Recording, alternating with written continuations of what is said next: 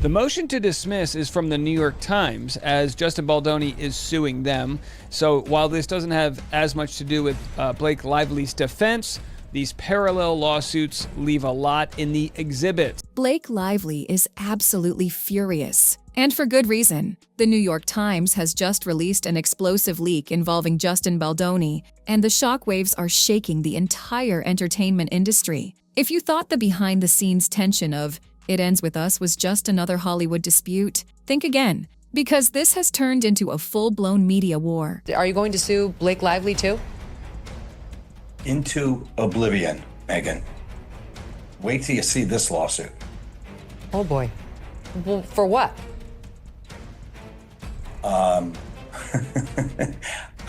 just going to tell you, you're going to have to wait and see. It's coming up soon. A deliberate attack or just bad timing? According to insider sources, Lively doesn't believe it. She thinks this leak was carefully planned to manipulate public perception and put Baldoni in a no-win situation. And honestly, the timing of all this is very suspicious. Reportedly, the leaked email was sent just before Christmas, a time when most of Hollywood is on vacation. PR teams are unavailable, and it's harder to contact legal advisors. Baldoni was allegedly given only one day to respond, which essentially forced him to fight under pressure with little or no time to properly defend himself. This is a classic media tactic, which many believe is designed to corner someone into reacting impulsively before they have a chance to assess the situation. But why would someone go so far to pressure Baldoni? And more importantly, is this just a Hollywood power play, or is there something much bigger behind the scenes? Now, let's break this down. Justin Baldoni was allegedly given only one day to respond,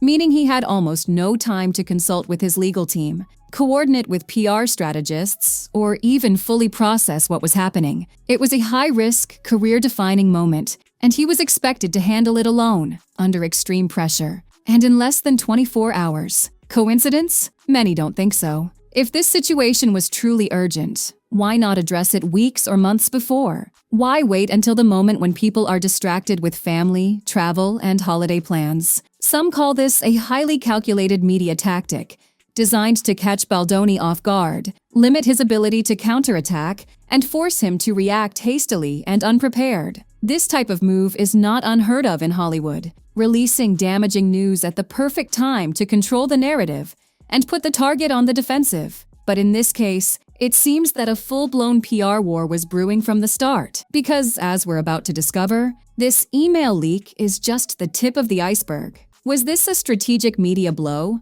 or is Baldoni playing the victim? Let's dive deeper. The more we dive into the chaos surrounding It Ends With Us, the more complicated it becomes. What initially seemed like a typical behind-the-scenes dispute has now turned into an all-out power struggle, a fight that raises serious questions about who really had control of this film. Reports now claim that Blake Lively wasn't just the lead actress, but she was the decision-maker. Sources close to the production say that Lively took over key aspects of the filmmaking process, allegedly rewriting scripts, altering scenes, and even demanding creative control over editing. This is extremely rare for an actor, especially when the film already had an established director and producer, Justin Baldoni. Baldoni pushed aside. Now let's talk about what happened to Baldoni. Despite being director and producer, he was reportedly completely excluded from the creative process. Sources claim that Lively's influence over the project became so strong that Baldoni had no real control over his own film. Things got even worse when the film premiered. Instead of celebrating the culmination of his hard work, Baldoni was allegedly excluded from his own event. Reports claim that when the big night came, Baldoni and his friends were sent to the basement, while Blake Lively took center stage. Imagine investing years of effort into a film, only to be completely marginalized when it finally premieres. Why would this happen? Did Lively simply take creative initiative, or was she actively working to push Baldoni out of the project? Some say this was a classic case of Hollywood power moves, where Lively leveraged her star status to reshape the film according to her own vision. Others believe Baldoni may have been outmaneuvered behind the scenes. But if you thought this was the peak of the drama, think again, because things are about to get even wilder. Was Blake Lively simply a dedicated actress, or did she go too far in taking control of the project? Yes, you read that right. Ryan Reynolds, Hollywood's favorite funny guy, the marketing genius, and, of course, Blake Lively's husband,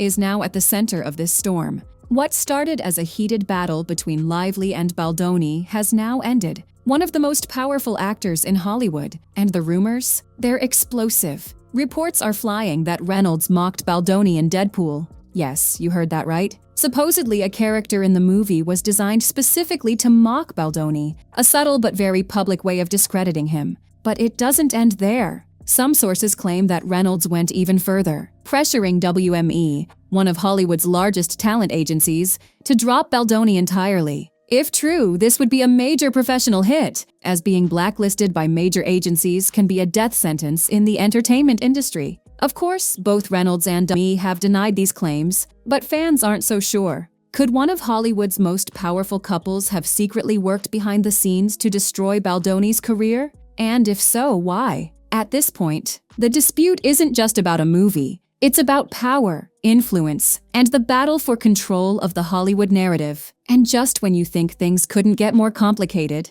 Baldoni's team supposedly unearthed text messages between Lively's legal and PR representatives, and let's just say they are damning. These leaked messages allegedly discuss ways to bury Baldoni in the media, suggesting a coordinated smear campaign aimed at destroying his reputation. Some of the messages allegedly reveal strategies to shift public perception against Baldoni, using targeted leaks and media influence to frame him as the villain. Meanwhile, Lively has her own accusations. She claims that Baldoni had inappropriate behavior on set, and that he created a toxic work environment. But here's the twist. Baldoni maintains that these accusations only arose after their fights. Coincidence? Or was this a carefully planned counterattack to control the media narrative? At this point, this isn't just a Hollywood dispute. It's turning into one of the most intense media battles we've seen in years. And just when you think this couldn't get any bigger, it does. With lawsuits flying, and one of the biggest Hollywood disputes in years unfolding in real time,